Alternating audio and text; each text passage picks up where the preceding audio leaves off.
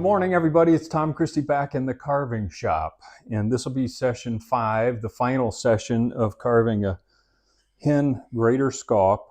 We got the bird basically carved, and in this final session, we'll get her sealed up and branded, and then do some weighting of the keel, do some flotation tests to get her floating in the proper attitude and make sure she can self-right. And then we'll get the bird primed and finish up the project. I hope you're enjoying it. I hope you're getting some value out of it. Even if you're not doing a hen scaup right now, these techniques should be able to be applied to other carvings that you may want to tackle. So if you are getting value out of it, please hit the subscribe button. That does help me out. It's totally free, and I'm going to keep it that way, but it is a show of support for the channel. All right, let's get busy on finishing up this hen scaup decoy. The first thing I want to do this morning is take care of the bottom of the decoy. There's some bandsaw marks and just some scars from the carving process, so I'll take that over to the belt sander, get that nice and smooth, so I can put a brand on here and then seal up the decoy.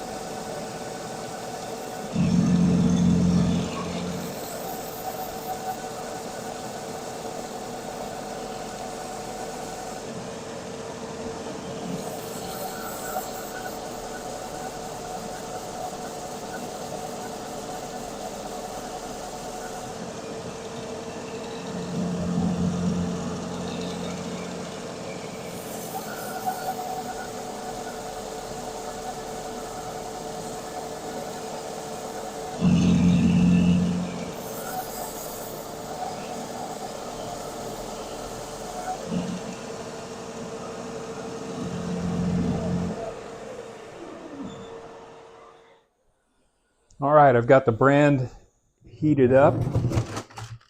It should be ready to go.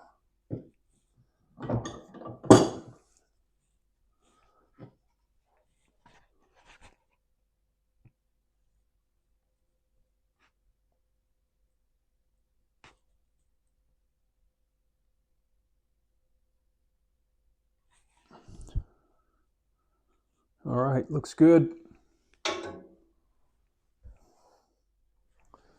Now I want to put a guideline on the decoy of the water line, and I've got a little jig that I made myself here that I use for this purpose. And there's the water line on the pattern. So I'm going to use this to go around the decoy and give myself that guideline. And when we're doing the flotation tests, this will be my guideline to know if I'm floating level or if I need to make some adjustments. You don't want to score this where you can see the marks through the paint. I just want a nice light guideline here. Like that. And then when we get in the flotation tank, again, I can get side to side correct, front to back correct. All right, let's seal up the decoy.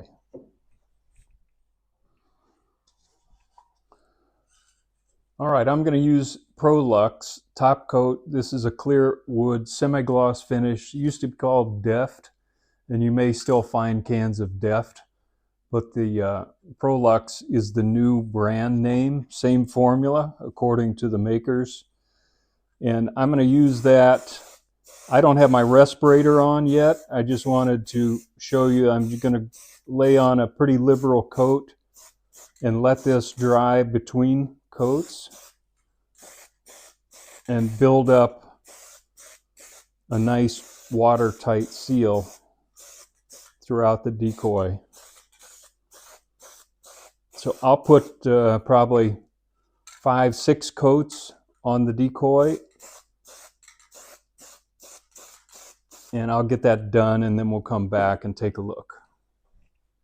All right, I've got the bird sealed up good, and I temporarily attached the keel with electrician's tape.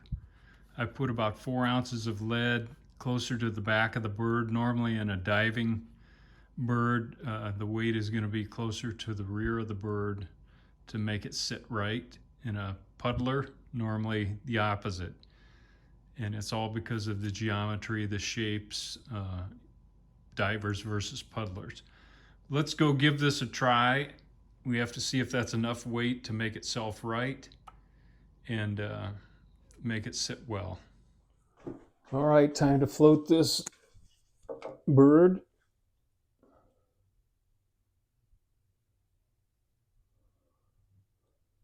That side looks great. The tail is just touching the water, which I really like. And that's my guidelines, and I'm perfect on this side. So sometimes you get lucky, but a lot of that comes through experience. I've carved this bird before, so I have a pretty good feel for what it's going to take. I think that looks pretty good.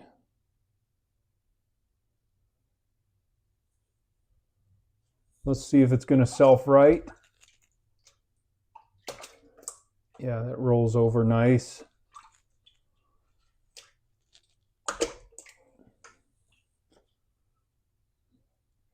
Looking good. All right, back in the shop, and before I remove this, I'm going to mark my keel screw hole locations.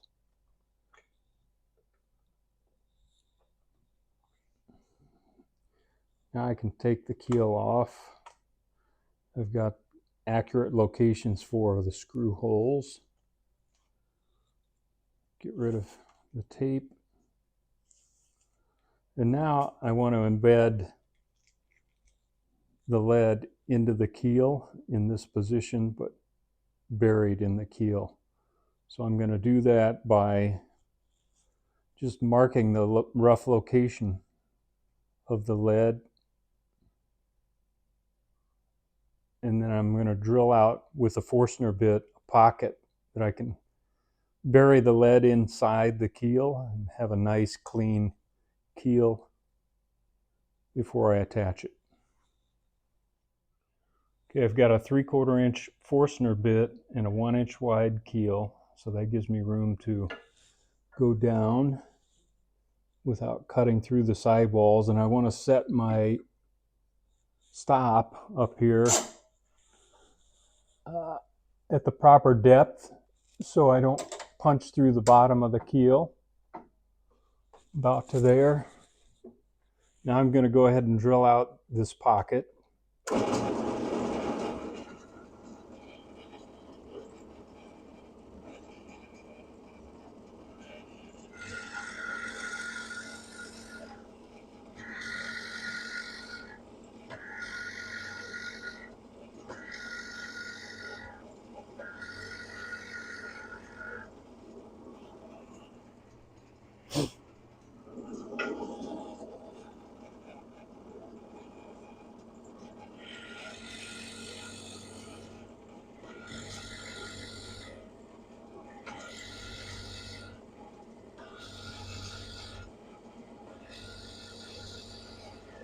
That old walnut is harder than nails.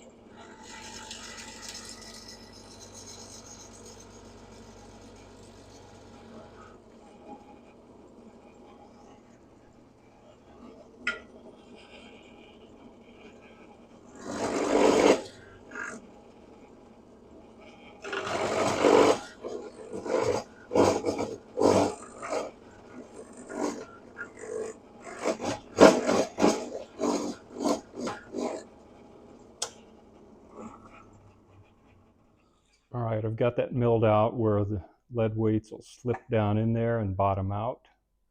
And then I want to create a little plug to fill up the hole here. And I'll do that with just a piece of Tupelo. Okay, I've got a little Tupelo plug made to fit in there and be flush. And now I'm just going to use my DevCon epoxy and glue those pieces together. All right, I've got that epoxied in with 2-part DevCon. Let that set, and then we'll get ready to mount the keel to the decoy. This is called Lexel elastic sealant, and I've been using it on my decoys. It's waterproof, so I'm going to put a little bit around the keel screw hole, and then I'm going to coat the keel screw in the sealant.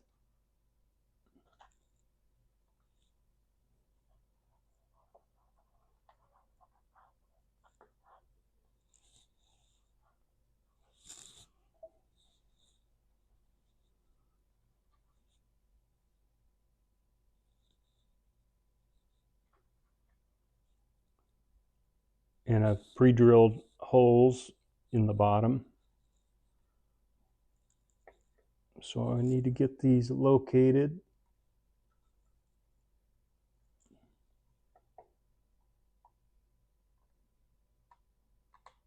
That looks good.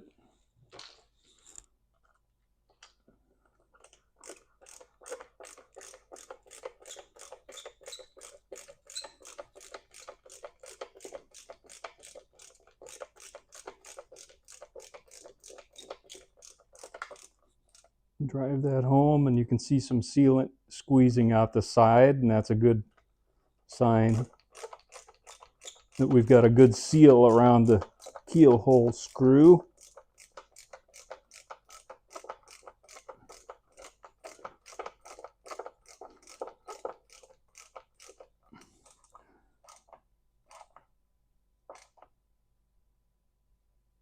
Okay.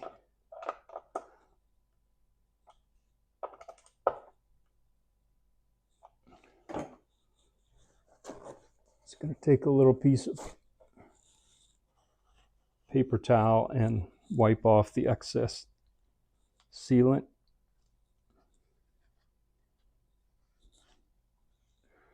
This is one reason I like to use a clear sealant, so it doesn't show up if there happens to be a little squeezes out.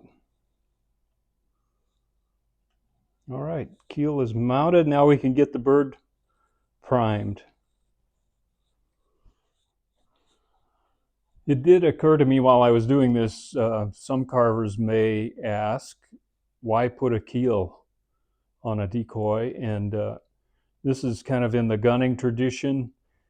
In competition, they normally want the decoy, one of the rules is it has to self-right. So this whole flotation procedure, adding weights in a keel, is to get the decoy to self-right.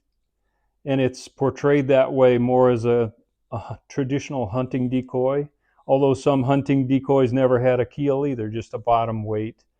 But it's just part of the tradition. I've gone to applying my keels like I just showed you with elastic sealant versus epoxying them in place, because some collectors don't want a keel on their finished decoy. It takes up space on the shelf. Some do. So by making it removable but still watertight, it kind of gives me the best of both worlds. I can very easily remove this keel, knock it off afterwards without damaging the bottom of the decoy. Just thought that might be a question some people have. No need for a keel if you're not going to be in competition and you just want to set your decoy on a shelf. It's totally up to you. I've got the bottom of the bird masked off, and I'm going to use just a primer to go ahead and put a primer coat on the bird. And a lot of people ask me, do you have to put a primer coat on? It's up to you. I think it helps promote bonding between the sealed wood and the acrylic paint that goes over it. But other people may have different experiences. I can only show what I do, and then you can choose for yourself what you prefer.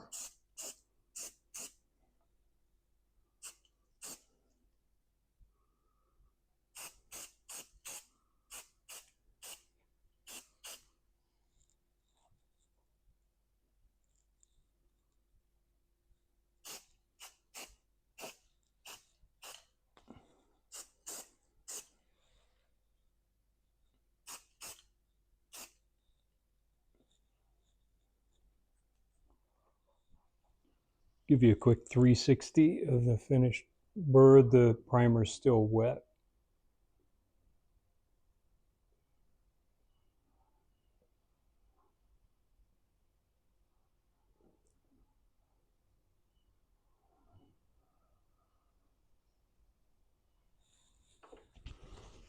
All right, everybody, that's a wrap on the carving of the hen greater Scaup decoy. And I've had fun carving this bird with you. I hope some of what I've put together in these in this series of 5 videos will be helpful in your own carving, whether it's hen Scaup or some other bird. Some of these techniques can be applied to a lot of different birds. I will not do a how-to painting video on my YouTube channel for this bird, but I do plan to put a full-length how-to painting video for sale on my website at tomchristyart.com. I have about 22 different videos over there now. They're about 50 minutes long, and they'll take you from beginning to end on how I paint a bird similar to this one in this greater Scaup hen. So it's a little more of a fancy paint job. It's not a basic gunning paint job, but you can choose to use as much of the detail as you want in your own carving. Until next time, Tom Christie signing out. I'm going to go get a cold beverage. It's time to knock it off for the day. I've enjoyed carving with you. See you later.